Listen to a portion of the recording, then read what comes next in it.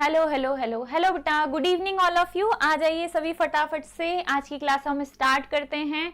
और ये हमारा चैप्टर 1 का लेक्चर नंबर 7 है। बस आज आखिरी लेक्चर है बेटा, जहां ये चैप्टर हो जाएगा हमारा समाप्त। चैप्टर 1 हो जाएगा खत्म और फिर हम स्टार्ट करेंगे चैप्टर 2।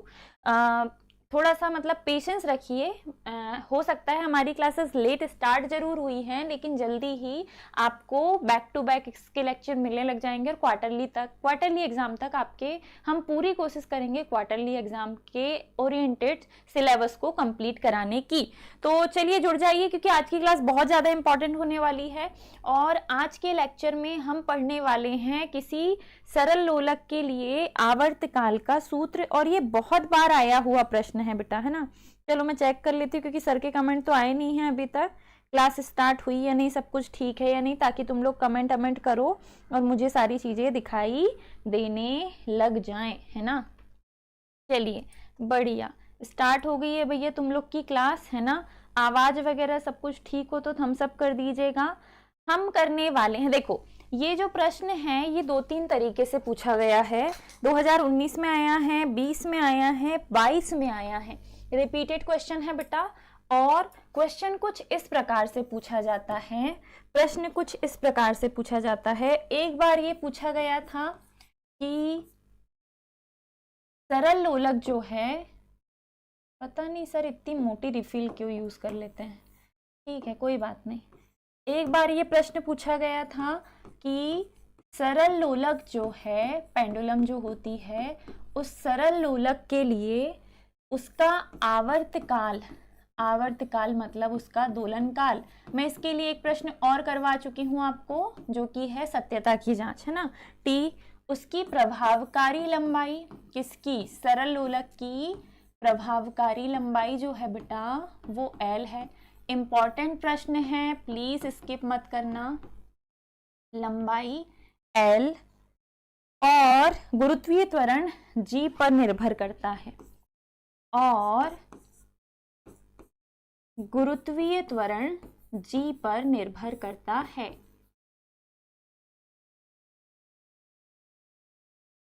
एक सरल लोलक का जो आवर्तकाल है वो उसकी प्रभावकारी लंबाई और उसके गुरुत्वीय त्वरण G पर निर्भर करता है। अगर ऐसा है तो विमीय समीकरण की सहायता से इनमें संबंध स्थापित कीजिए। अगर ऐसा है तो विमीय समीकरण की सहायता से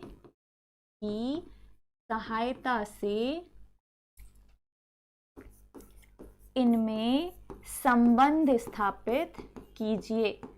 इंपॉर्टेंट प्रश्न है ना, very very very very important. अभी क्वार्टरली एग्जाम में ये या इसके बाद वाला क्वेश्चन आपको देखने को मिलेगा। 2 प्रश्न सेम पैटर्न के आज हम करेंगे, ताकि तुम लोगों को समझ में आने में कोई दिक्कत ना हो, अच्छे से आप लोग समझ पाओ कि हम करना क्या चाह रहे हैं। ठीक है बेटा, इम्पॉर्टेंट क्वेश्चन है ये, इम्पॉर्टेंट क्वेश्चन है ये, ध्यान से कीजिएगा, है ना।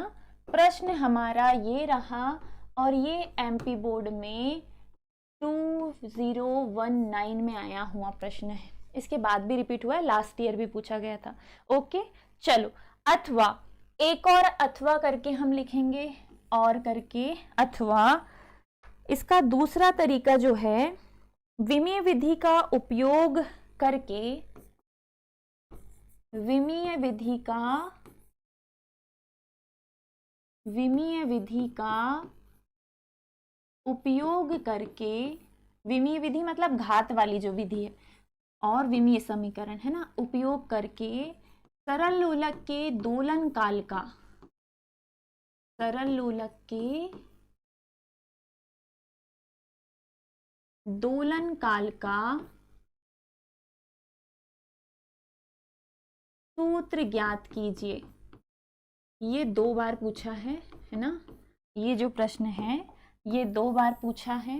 तो तरीका चाहे कोई भी हो, तरीका चाहे कोई भी हो, प्रश्न हमसे बनना चाहिए भाई, है ना। प्रश्न हमसे बनना चाहिए, तरीका जो भी हो, क्वेश्चन हमसे बनना चाहिए। चलो ठीक है, यहाँ तक क्लियर है आप लोगों को। इफ यस तो फटाफट से कमेंट कर दीजिएगा। अब हम करेंगे इसका सूत्र, है ना। अब हम करेंगे सरल लोलक के दोलन काल का सूत्र, और हूबहू बेटा इसके जैसा फिर एक और क्वेश्चन हम देखेंगे जो कि है ध्वनि के वेग का या फिर किसी गैस में ध्वनि की चाल का सूत्र, है ना। है क्या ये भी? यस। वायु में ध्वनि का जो वेग है 23-24 में पूछा है और लास्ट ईयर भी आया है ये प्रश्न, तो हमें इसे स्किप नहीं करना, है ना। हमें इसे स्किप नहीं करना, ध्यान से देखते हैं और करते हैं ये डेरिवेशन। चलिए सॉल्व करते हैं सरल लोलक के दोलन काल का सूत्र, है ना। चलिए हम निकाल रहे हैं व्यंजक, सॉल्व करेंगे, और हम निकाल क्या रहे हैं? सरल लोलक के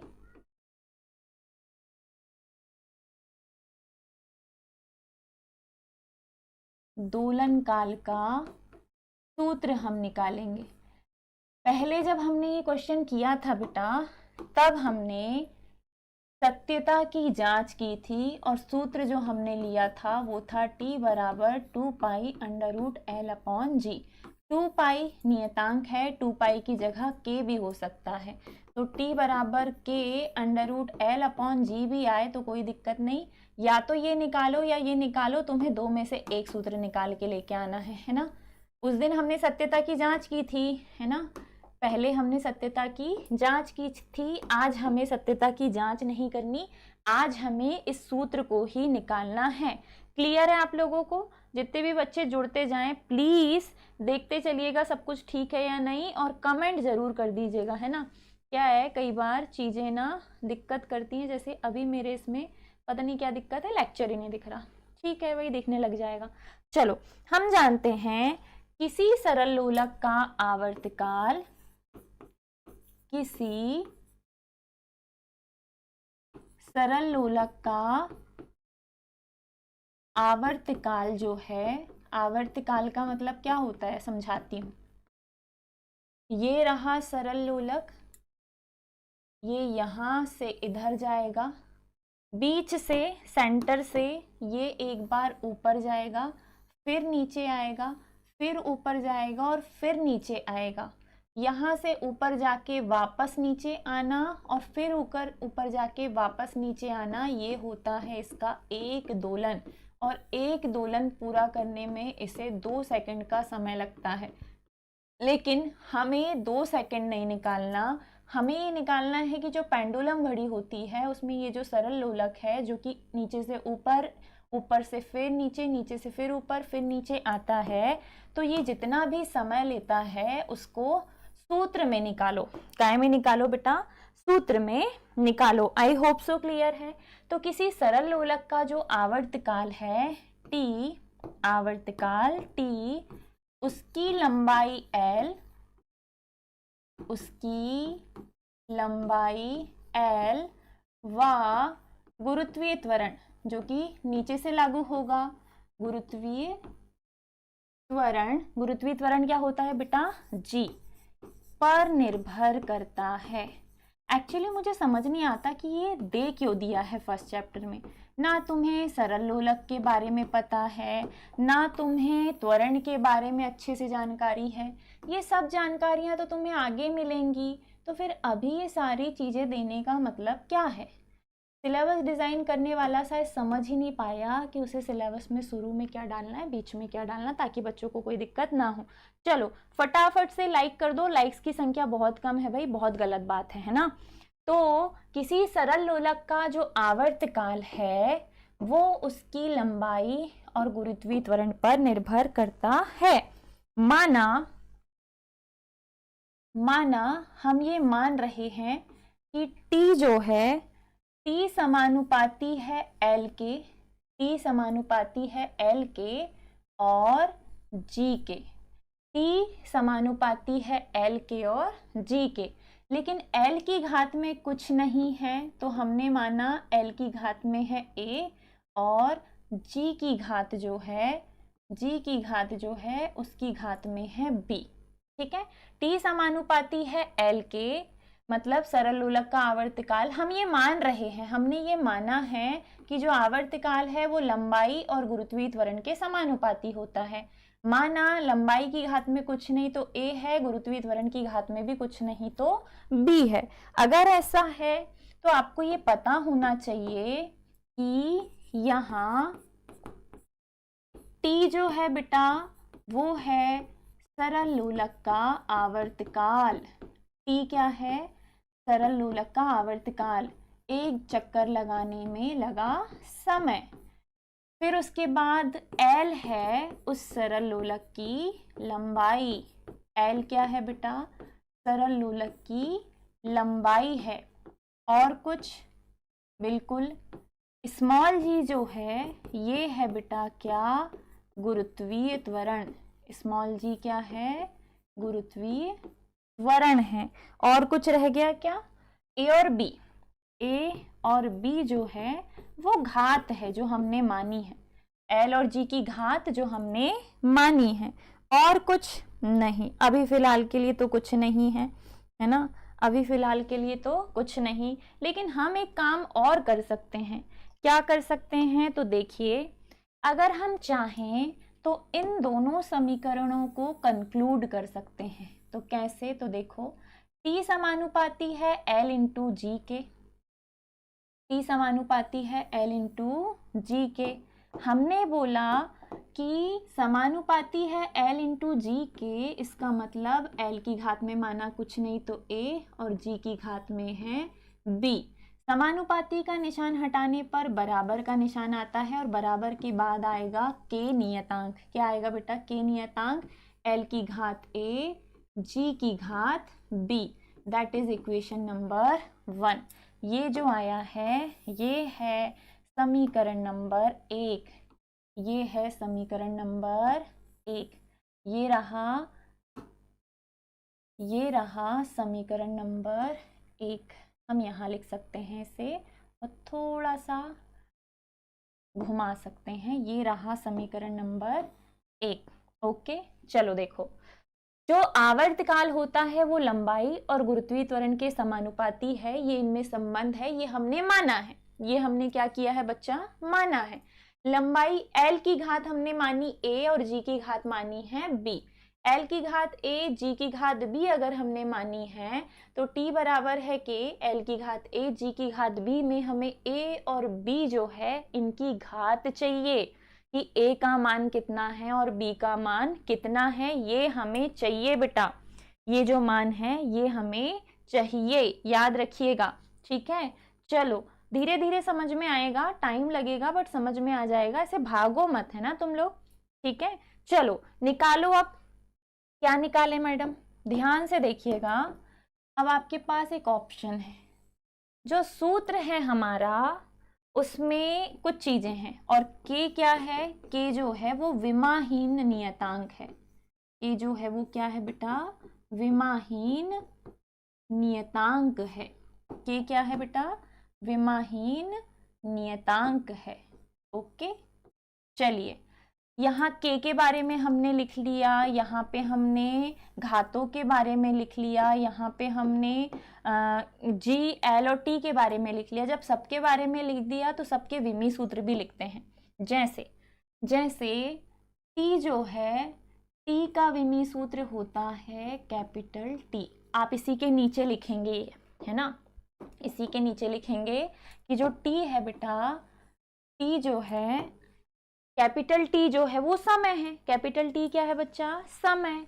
तो T जो है कैपिटल T की अगर विमा देखी जाए तो ये है बेटा 1। कैपिटल T की विमा क्या है बेटा? 1। इसी प्रकार L की विमा भी क्या है? L की विमा भी है 1।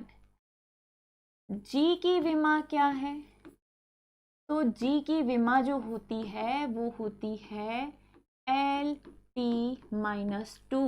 जो गुरुत्वीय त्वरण जो है, A का सूत्र जो होगा वही G का होगा और गुरुत्वीय त्वरण होता है क्या बोलते हैं, वेग बटे समयांतराल। वेग का विमीय सूत्र होता है LT-1, नीचे एक और t ऊपर जाएगा तो t-2, तो जो g है इसकी विमा होती है LT-2। क्या यहाँ तक आपको समझ में आया? हमने क्या किया बच्चा? हमने अभी कुछ भी नहीं किया, हमने सिर्फ इनकी विमाएं निकाली हैं। हमने सिर्फ इनकी क्या निकाली हैं? विमाएं। t जो है t की घात में कुछ नहीं है, एक है, तो t की घात एक है भैया, t हमारे पास एक ही है। l भी हमारे पास एक ही है, लेकिन जो g है, g की जो विमा होती है वो होती है LT-2। अगर ये बात सही है, चलो यहाँ तक समझ में आया? अगर ये बात सही है तो हम भौतिक राशियों की विमाओं को समीकरण 1 में लिखेंगे। कहाँ लिखेंगे बेटा? सारी भौतिक राशियों की विमाओं को हम कहाँ लिखेंगे? समीकरण 1 में लिखेंगे। डन है यहाँ तक? ध्यान से देखिएगा हमने क्या किया है। हमने लिखा है कि आवर्तकाल लंबाई और गुरुत्वीय त्वरण के समानुपाती होता है। फिर हमने लंबाई और गुरुत्वीय त्वरण की घात में माना a और b, समानुपाती का निशान हटाया तो आया k। यहाँ तक हमने ये सब माना है और मान के हमको t का फॉर्मूला मिल गया k l की पावर a और g की power b, that is equation number 1। अब ये जो समीकरण 1 हमें मिला है ना बेटा, इस समीकरण 1 में हमें a और b का मान चाहिए, इसीलिए हम इतना लंबा चौड़ा थोड़ा सा फॉर्मेट बना रहे हैं। यहाँ t जो है वो सरल लोलक का आवर्तकाल है, k जो है वो विमाहीन नियतांक है, l जो है वो सरल लोलक की लंबाई है और g जो है वो क्या है? गुरुत्वीय त्वरण। चलो कमेंट करके बताओ यहाँ तक आपको समझ में आया? अब अगर सही है तो हम क्या करेंगे? समीकरण 1 में जितनी भी भौतिक राशियां हैं नियतांक को छोड़कर, भौतिक राशियों की विमाएं लिखने पर, भौतिक राशियों की विमाएं लिखने पर हमारे पास समीकरण 1 है, हम इसका इस्तेमाल करते हैं और सिर्फ भौतिक राशि की विमाएं लिखते हैं। जैसे जो कैपिटल T है बेटा, उसकी विमा होती है T, और T की पावर कुछ नहीं तो क्या है? 1। L जो है, L की विमा भी है 1, और L की पावर कितनी है बेटा? A। फिर बीच में इनटू है, फिर बीच में क्या है? इनटू है। इनटू के बाद g है, g की विमा क्या है? g की विमा है LT-2, और इसकी घात कुछ नहीं तो क्या है? b है। देखो l की पावर 1 है इसीलिए लिखा नहीं, लेकिन इसकी घात में पहले से क्या था? a था। घात में पहले से क्या था बेटा? a था। फिर उधर l की पावर जो है LT-2 की पावर, ये रहा गुरुत्वीय त्वरण g का मान, ये g का मान रखा, और इसकी घात में क्या है? b है। अब अगर ये इसकी घात में है तो क्या हम इनका अंदर गुणा नहीं कर सकते? बिल्कुल कर सकते हैं। t की पावर 1 है, l की पावर a है, फिर उसके बाद l की पावर क्या हो जाएगा? b हो जाएगा, और t की पावर हो जाएगा -2b। t की पावर क्या हो जाएगा बेटा? -2b। एक बार और समझेंगे हम, अभी सिर्फ 0 से स्टार्ट करो, 0 से समझने की कोशिश करो। देखो हमने ये सारे जो मान विमा लिखी कि जो यहाँ पे आवर्तकाल है वो 1 है, लंबाई भी 1 है, लेकिन गुरुत्वीय त्वरण का विमीय सूत्र क्या होता है? LT-2 होता है। t का सूत्र तो t ही होता है, मतलब ये 1 है। l का सूत्र भी l ही होता है, मतलब ये 1 है, लेकिन g का सूत्र ये होता है। विमीय विधि से कर रहे हैं ना हम। अब ये जो सारे मान हैं ये हमने उठा के यहाँ रख दिए इस सूत्र में, बस k नहीं लिया क्योंकि k क्या है? विमाहीन नियतांक है। t का मान t ही था और ये 1 है। l का मान भी l ही था, लेकिन इसकी घात में 1 लिखने की जरूरत नहीं क्योंकि पहले से क्या है? a। और g का मान जो है हमने क्या लिखा बेटा? LT-2, और इसकी घात में क्या है? v। अब यहाँ a का गुणा करोगे तो l की पावर a ही रहेगा, लेकिन ये b का गुणा यहाँ घात में करोगे तो l की घात हो गई b और t की घात हो गई -2b।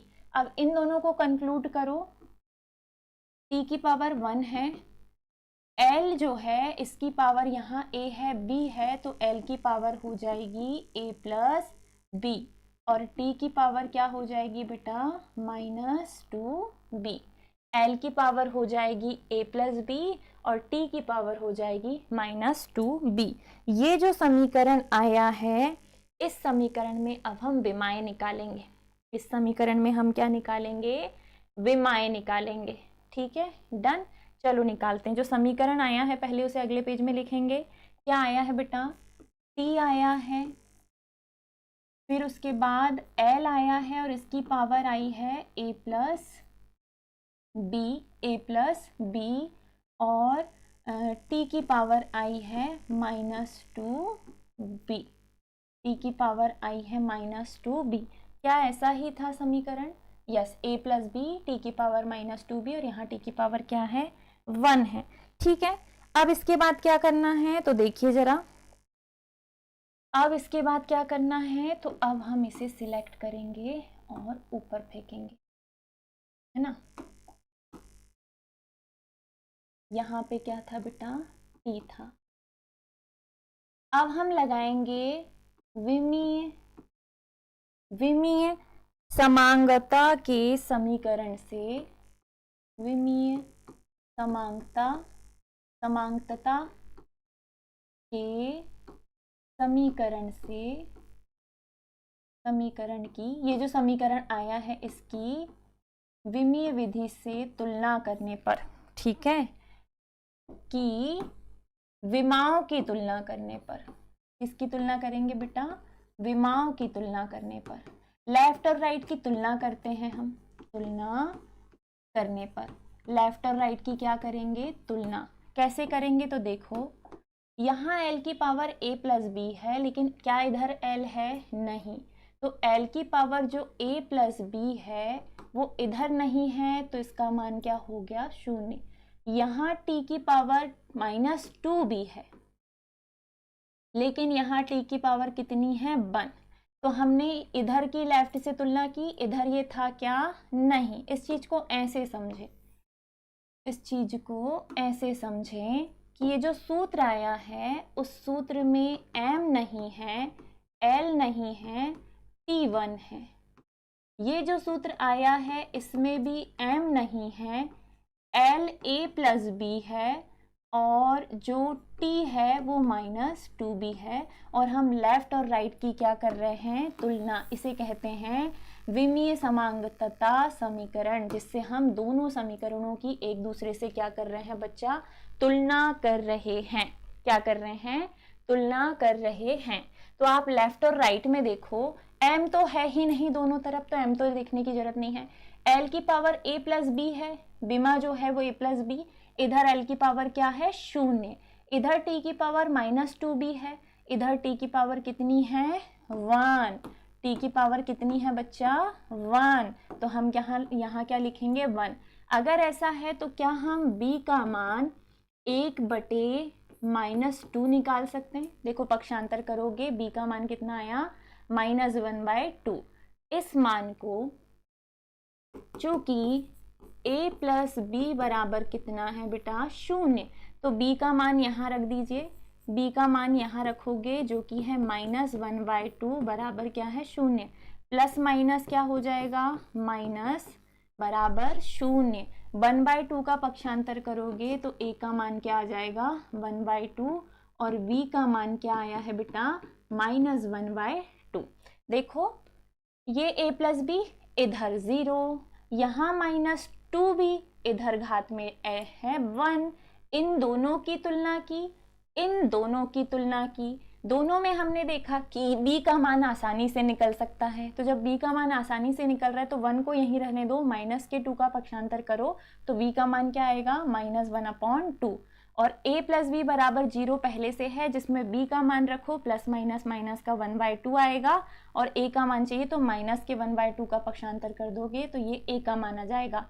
a और b के मान हम रख सकते हैं कहाँ? समीकरण 1 में, क्योंकि यही हमें आवर्तकाल का सूत्र मिलेगा।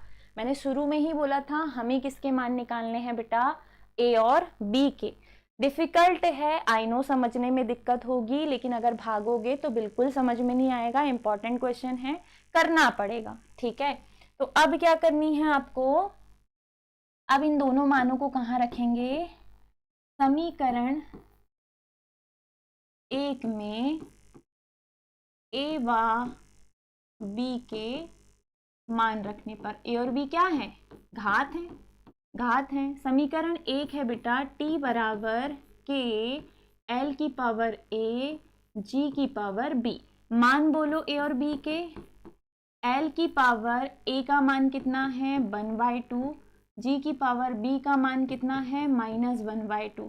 -1/2 का मतलब होता है बच्चा कि एल की पावर में तो 1/2 है, लेकिन जी जो है वो कहाँ आएगा बटे में, तो बटे में भी इसकी पावर कितनी हो जाएगी 1/2।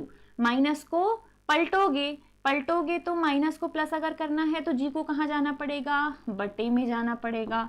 अब अगर जी बटे में गया तो क्या दोनों की घात 1/2 को हटाकर, दोनों की घात 1/2, जब हम अंडर रूट हटाते हैं तो घात में आता है 1/2, अंडर रूट को हटाने पर घात में क्या आता है 1/2। तो 1/2 को हटाने पर बच्चा घात जो है वो क्या बन जाएगी √L/G। हमने दोनों तरफ से 1/2 हटाया, क्या आ गया यहाँ अंडर रूट T बराबर के √L/G।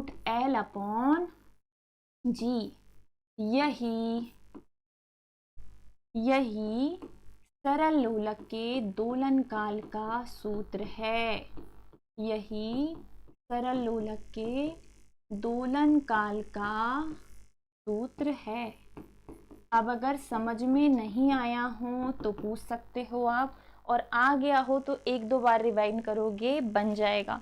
फटाफट से चलो कमेंट करके बताओ समझ में आया कि नहीं आया।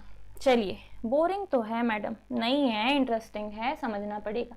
ये है हमारा क्वेश्चन। हमें विमीय विधि से सरल लोलक के दोलन काल के सूत्र की व्युत्पत्ति करनी है, या हमें टी, एल और जी में संबंध का सूत्र निकालना है, वो भी विमीय समीकरण की सहायता से। ये आपका प्रश्न है। 19 में आया था, ये 20 में आया था, 22 में भी आया था एमपी बोर्ड में। तो प्लीज इंपॉर्टेंट प्रश्न है बेटा, कर लीजिएगा ध्यान से। ये रहा आपका क्वेश्चन। अब हमने इसका डेरिवेशन निकाला। डेरिवेशन निकालने के लिए हमने बोला कि हमारे पास जो सरल लोलक है, माना उसका आवर्तकाल t है, लंबाई l है और उसका गुरुत्वीय त्वरण g, इस पर उसका आवर्तकाल निर्भर कर रहा है। t जो है वो l व g पर निर्भर कर रहा है। इनके अनुसार हमने माना कि t जो है वो l और g के समानुपाती होता है। l की पावर a और g की पावर b हम यहाँ मानते हैं कि दोनों की घात कुछ नहीं तो क्या है a और b, जिनके मान हमें निकालने हैं। हमें विमीय विधि से समीकरण निकालना है ना। अब हमने समानुपाती का निशान हटाकर बराबर में नियतांक ला लिया k और लिख दिया कि यहाँ क्या क्या है। t है सरल लोलक का आवर्तकाल, g है गुरुत्वीय त्वरण, l है लंबाई, a और b घातांक है या घात है, और k जो है वो विमाहीन नियतांक है। समझ गए यहाँ तक। अब हमने क्या किया, हमें दिख रहा है कि यहाँ पे t की कोई विमा नहीं है तो मान 1 लिख दिया। l की भी कोई विमा नहीं, l अकेला होता है, l सिर्फ l होता है, इसकी कोई विमा होती क्या और अलग से नहीं, तो इसके मान में भी 1 लिख दिया। लेकिन g की विमा होती है, और विमा क्या होती है LT-2 होती है। क्या होती है बेटा LT-2 होती है। डन, क्लियर है यहाँ तक। चलो, अगर ऐसा है तो समीकरण 1 जो है इसमें हमें जितनी भौतिक राशि दिख रही, लंबाई दिख रहा, गुरुत्वीय त्वरण और समयांतराल आवर्तकाल, हम इन सबको विमीय सूत्र के रूप में लिखेंगे। कैपिटल T विमा 1, कैपिटल L विमा क्या दिखाई दे रही है A, और गुरुत्वीय त्वरण का सूत्र होता है LT-2 विमीय सूत्र, और इसकी पावर कितनी दी है B।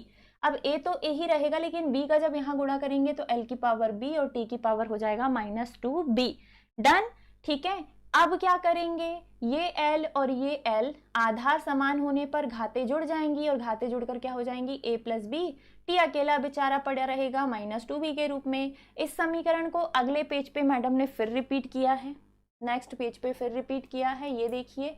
अब इस समीकरण में हमने इसे विमीय सूत्र के रूप में लिख दिया कि यहाँ M नहीं है, L भी नहीं है, लेकिन T कितना है 1। इस समीकरण में भी m नहीं है, लेकिन l a + b है और t-2b है घात में। अब हमने क्या करना है बेटा, a + b लेना है, -2b लेना है, और इसके अनुसार लेफ्ट की राशि की तुलना करनी है, लेफ्ट वाले की तुलना। यहाँ l की पावर a + b है, लेकिन यहाँ l की पावर 0 है। यहाँ t की पावर -2b है, लेकिन यहाँ t की पावर 1 है। एक मान निकाल लो, दूसरा अपने आप निकल जाएगा। b का मान चाहिए तो -2 का पक्षांतर किया, जो आया है मान b का वो b की जगह पे रखा, तो a का मान भी आ गया 1/2। ए का मान बी का मान निकालकर इन मानों को हम समीकरण 1 जो था हमारा उस समीकरण में ए और बी की जगह रखेंगे। यहाँ घात प्लस की है, माइनस की घात को पलट के लिख दो बटे में तो प्लस की बन जाएगी। काय की बन जाएगी? प्लस की। अब घात से जब 1/2 को हटाना होता है तो हम लगा देते हैं अंडर रूट। क्या लगा देते बच्चा? Under root. ये जो सूत्र आया है t बराबर के under root L upon G, यहाँ के की जगह 2 पाई भी लिया जा सकता है। 2 पाई भी नियतांक है, के भी एक नियतांक है। और बच्चा ये जो आया है t बराबर के अंडर रूट एल अपॉन जी, यही सरल लोलक के दोलन काल का सूत्र है जो कि हमने निकाला है विमीय समीकरण की सहायता से।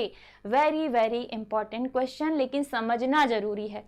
सत्यता की जांच करने के लिए बस लेफ्ट राइट के विमीय सूत्र लिख के देख लेते हैं कि समीकरण कैसे आए हैं, ठीक है, आसानी से निकाल लेंगे, जो कि मैंने आपको करवाया है। लेकिन यहाँ हमें समीकरण ही निकालना है, वो भी विमीय विधि से, जो कि थोड़ा सा अलग है। हेलो बेटा, चलो आई होप सो आज का प्रश्न आपको अच्छे से समझ में आया होगा। अब आप बताओ कि इस टाइप के और प्रश्न करने हैं या मैडम अगले चैप्टर पे पहुंच जाए। इस टाइप के और क्वेश्चन आपको समझने हैं। अगर आप शुरू से थे तो आप मुझे कमेंट करके बाद में भी बता सकते हैं, अगर बाद में देखोगे तो, कि ऐसा एक आधी क्वेश्चन और करना है आपको कल, या हम अब अगले चैप्टर पे पहुंच जाएं, है ना। क्योंकि आज की क्लास मुझे यही खत्म करनी पड़ेगी, हाफ एन आवर हो चुका है लगभग, है ना। और क्या बोलते से अभी इसके बाद केमिस्ट्री का लेक्चर भी होगा, और केमिस्ट्री के बाद फिर मैडम की 12th में भी लेक्चर्स होते हैं, तो सर को थोड़ा सा टाइम दे दिया जाए केमिस्ट्री के लिए। तो फटाफट से कमेंट कीजिए और बताइए। इसको 2-3 बार देखना, एक बारी में तो नहीं आएगा, इंपॉर्टेंट है। 11th में आप नए नए हैं, अभी आपको चीज़ें नई और एकदम अजीब लग रही हैं, तो समझने में दिक्कत भी हो रही है, तो प्लीज़ कम से कम 2-3 बार, और सेम एज इट इज़ छापना है, कोई थ्योरी नहीं। शुरू से लेके आखिरी तक मैंने जैसे लिखवाया है प्रश्न सहित आपको वैसे ही लिखना है बेटा, अलग से कुछ करने की जरूरत नहीं है। तो ऑलमोस्ट हमारा चैप्टर 1 हो गया समाप्त। अगर आपकी रिक्वायरमेंट हो कि ऐसे क्वेश्चन 1-2 और करवाइए तो मैं कल वो करवा दूंगी, इफ अगर आप लोगों ने कमेंट किया तो, नहीं तो कल से हम फिर चैप्टर 2 स्टार्ट कर देंगे, ठीक है। ओके बेटा, चलो अपना नाम तो कमेंट करो। रूबी, आप ऑफलाइन के बच्चे हो या ऑनलाइन जुड़े हो, क्या है ना, ऑफलाइन ऑनलाइन वाले दोनों प्रकार के बच्चे देखते हैं, तो मुझे थोड़ा सा कंफ्यूजन होता है जब तक आप लोग कमेंट नहीं करते तब तक, ठीक है। तो चलिए विदा लेते हैं हम आपसे। इसी लिंक पे 5 मिनट बाद आपकी केमिस्ट्री की क्लास स्टार्ट हो जाएगी, जो कि लेंगे सर, है ना। अगर सर देख रहे होंगे तो आ जाएंगे फटाफट से। मैम टाइम बताएं बेटा। 4:30 से स्टार्ट हो जाती है क्लास, है ना, 4:30 से। आज थोड़ा सा क्या बोलते से टेक्निकल इशू था, इस वजह से 4:40 या 4:50 समथिंग 45 हो गया था। अदरवाइज रोज हम ट्राई करते हैं कि 4:30 से हम क्लास स्टार्ट कर दें। अगर आपको दिक्कत है तो हमारा व्हाट्सएप चैनल बना हुआ है, जहाँ पे आपको टाइम की अपडेट मिलती रहेगी। नंबर सामने आ रहा है, उस पर आप मैसेज करके, जो चैनल है हमारा व्हाट्सएप चैनल बना हुआ है, उस पर आप ज्वाइन हो सकते हो। वहाँ रोज लिंक डलती है जस्ट क्लास के स्टार्ट होने के 2 मिनट पहले, तो जैसे ही लिंक डले आप क्लास को आके अटेंड कर सकते हो, ठीक है। चलिए विदा लेते हैं बेटा, bye bye, take care, Radhe Radhe.